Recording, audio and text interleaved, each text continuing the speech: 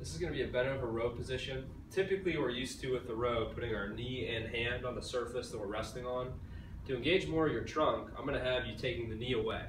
All right, so as I get into this position, I want my feet side by side with a little bend in my knees, and this hand's going to be weight bearing on a bench, a box like this, couch, coffee table, and I want to try and keep my back in somewhat in a neutral position so you can kind of see from the side.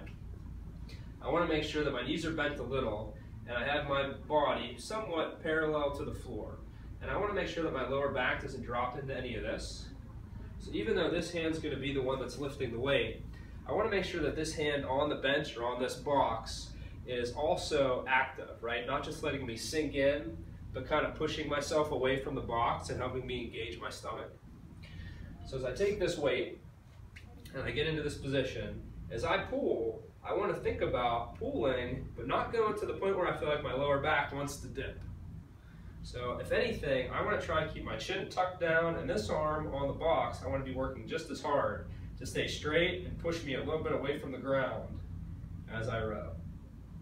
I come all the way down into this reach and come back into this row just to where my arm is somewhat, same thing, parallel to the floor, not coming up past.